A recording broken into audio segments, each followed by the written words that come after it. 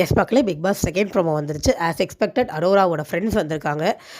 ஒருத்தர் யாருன்னு தெரியலை, ஒரு மாதிரி மொட்டையாக தாடி வச்சுட்டு ஒருத்தர் இருக்கார், அவர் தெரியல.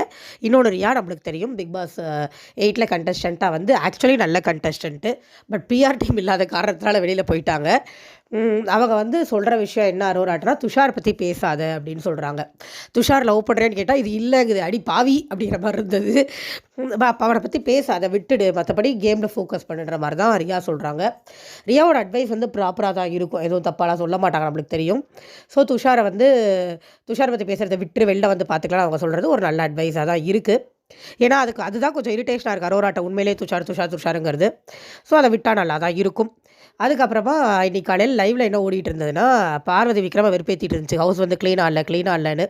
இதில் எது க்யூட்டாக இருக்குது, எது ரசிக்கிறீங்கன்னு எப்பவும் போல எனக்கு சத்தியமாக தெரில. எனக்குலாம் பயங்கர இரிட்டேஷனாக இருந்தது. நான் அந்த இடத்துல விக்ரமாக இருக்க கொண்டு அவங்கள மேனேஜ் பண்ணி அப்படி இப்படின்னு எடுத்து போயிட்டுருக்காரு. ஏன்னா விக்ரமும் அதே மாதிரி ஒரு கேரக்டர் தான் போட்டிருக்கு. ஆனால் நம்மளுக்குலாம் பார்க்குறதுக்கு சீரியஸாக அந்த இது எனக்கு பயங்கர இரிட்டேஷனாக இருந்தது.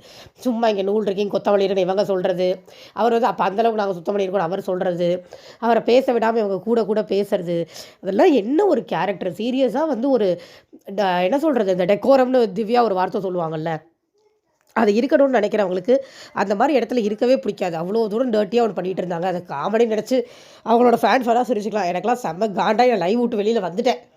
பார்வதி அம்மா வந்ததுக்கப்புறம் பார்த்துக்கலான்னு. பார்வதி அம்மா இருக்காங்க போட்டிருக்கு. ஏன்னா அரோரா ஃப்ரெண்ட்ஸ் வரும்போதும் இருந்தாங்க. மானரோசர் தான் இருக்க மாட்டேன்ட்டு போயிருக்கணும். என்ன சொல்கிறது, பெற்றுட்டாங்களே, வேறு என்ன பண்ண முடியும்.